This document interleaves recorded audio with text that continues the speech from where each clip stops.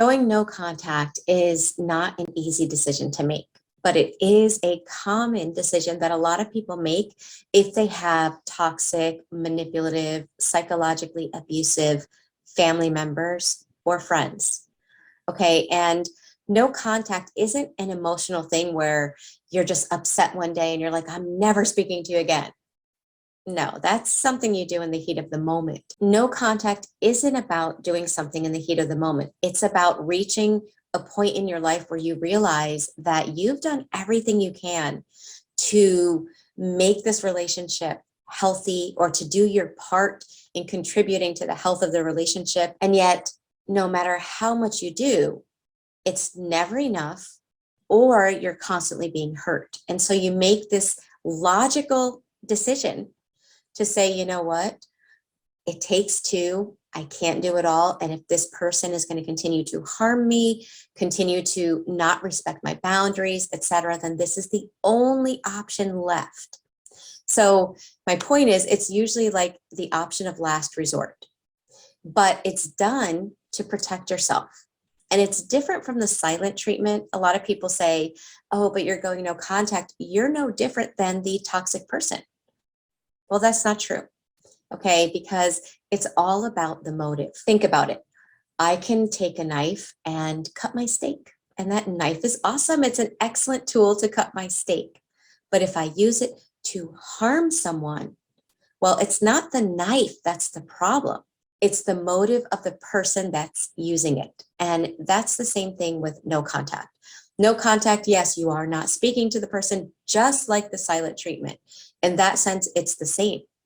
But the silent treatment, when it's given by a toxic person, is given with the intent to punish and harm you. It's meant to cause psychological damage to you on purpose. Okay, whereas no contact isn't about trying to hurt the other person. It's about realizing that you need to protect yourself and no one else is doing it. So this is one of the options that a lot of people take. Okay, that being said, there's a lot of information about the benefits of no contact. And in this video, I want to talk about 3 things that do not happen. And I'm not trying to discount the benefits of no contact, because there are definite benefits. And for some people, that's the only thing they could do to be able to protect themselves and move on with their life. So I don't want to discount the benefits, but I do want to open your eyes to things that it doesn't do. And the reason I want to bring this up is because I've had many people come to me in these situations and they're stuck because they didn't understand this. So that being said, let's dive in. For those that don't know me, my name is Michele. I'm a life and relationship coach. I'm the founder of the Thriver School of Transformation, which is a monthly membership where we meet live on Zoom weekly and we work through the side effects of narcissistic abuse recovery and complex PTSD recovery together. So I'll leave the link there for you to check it out. Number one thing that no contact does not do.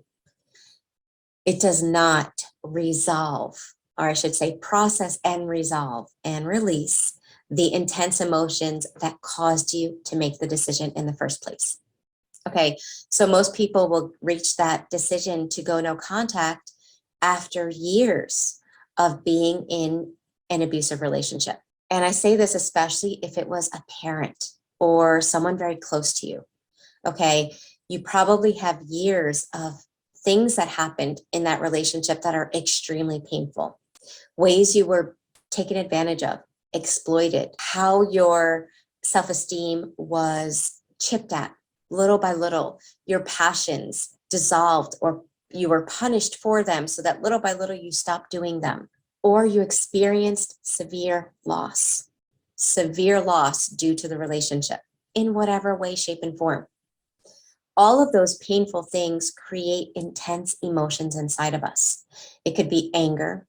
Anger is a secondary emotion. So underneath that anger is usually pain, maybe fear. There's also resentment that comes along with having been treated unfairly for a long time.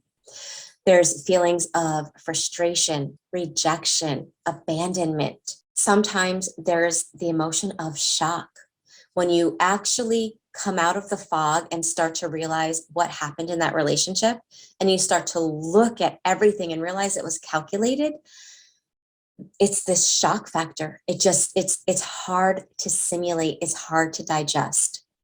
So let's say you've had all of these intense feelings for a long time that have motivated you to go no contact.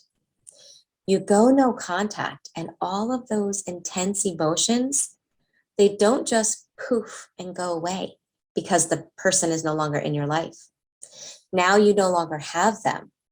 And sometimes it's then that you really feel the intensity of all of those emotions. And the reason for that is while you were still in contact with the person that was being emotionally and psychologically abusive, a lot of your focus was on them, on what they were doing, on trying to get through to them, on trying to explain, on trying to avoid.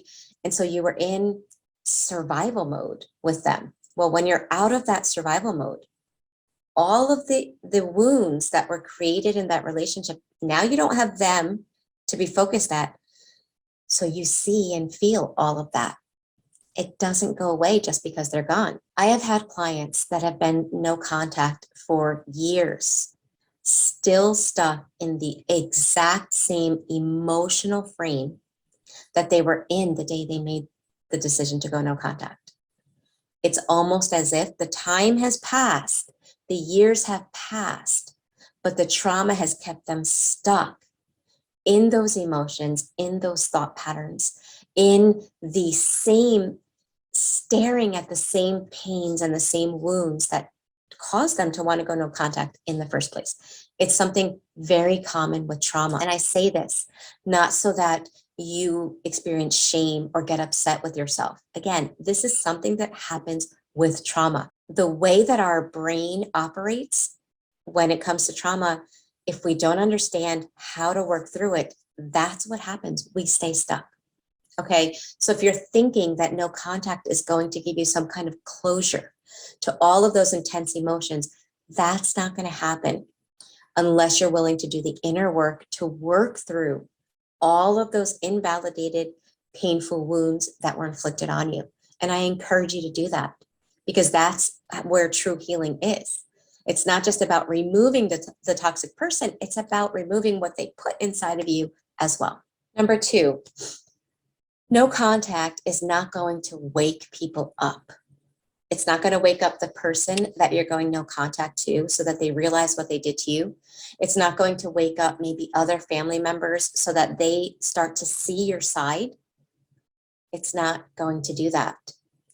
Again, I say this because when there are consequences in a healthy relationship and there are consequences for somebody else's behavior, people wake up. People start looking at themselves when they feel those consequences. Sometimes people make the decision to go no contact, obviously to stop the abuse and to protect themselves. But sometimes there's a tiny inkling of hope that maybe, especially if it's a parent, maybe this person will wake up. Maybe they'll start seeing that what they did was wrong and they'll start self-evaluating. We know that anyone that's high on that scale of NPD isn't going to do that. If anything, they use no contact as more ways to get supply from others when they play the victim card. They'll be like, I do everything for my child. I have done this and I've tried that and I've helped with that, but I don't know what's wrong with him or her. And by making you the problem that doesn't speak to the family, they get some kind of sympathy and validation from others that they're okay and you're the problem. There's nothing you can do about that. And that's why the motive of going no contact is so important, to stay focused on your motive. If your motive for going no contact has anything to do with how they're going to react or what it's going to do to them, you're falling into that slippery slope of doing something that's not going to feel good in the end.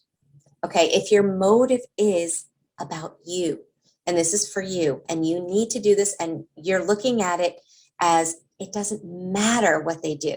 In the end, it doesn't matter. You can't control them. They're who they are. They're going to be who they are. This is for you. Then whether they get supply or not, who cares? Okay, it's really about you protecting you. So they are going to continue to smear your name. They are going to use no contact to try to make you look like the problem. They need to do that. They need somebody to be the problem so that they feel like they're the ones that are okay. So again, stay focused on your motive. The third thing that does not happen with going no contact is it does not ensure that from this point on, you will always have healthy relationships. Okay, I say this because when people go no contact, it's like they learn about toxic relationships, they learn about NPD, they learn about cptsd, and they tend to look at their life and realize how many people in it are on that scale with them where there's narcissism and codependency. It's like NPD, cptsd, NPD, codependency. And so they detox their life. First of all, I want to say that anyone that's going to end relationships that are not good for them, celebrate that, okay? Because you are making a decision that says, I matter. And the relationships in my life have to step up and be something that are good for me in order for me to want to stay in them. So awesome. But I want to let you know that that is an excellent first step, but it's not a final step. Okay, that's going to remove toxic people now.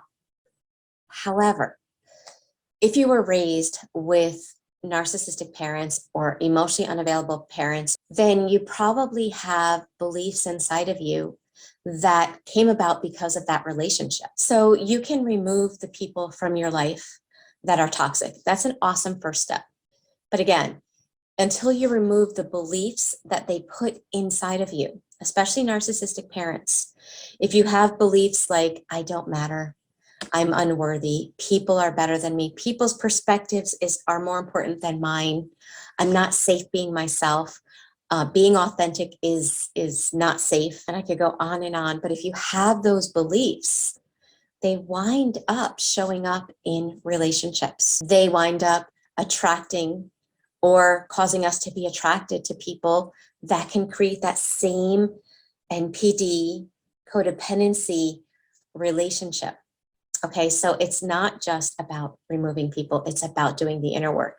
So that's what I wanted to say about going no contact. It's not easy. It's not an easy decision, and it can be very lonely because you wind up going no contact from the people that cause the most wounds and then opening your eyes to the fact that so many people in your life are kind of on that scale. But again, this is a decision that people make to protect themselves. It does end the suffering that the person continually inflicts on you, but it doesn't remove the suffering that they've already done in the past. So my encouragement to you is first, celebrate every decision you make that is for your benefit. Celebrate every way that you're loving and protecting yourself. And the next step would be to do the inner work so that you can continue to remove the suffering from the past. And if you need help with that, the School of Transformation, the doors are open for another week. They will close on the 31st. So again, here's the link for you to check it out.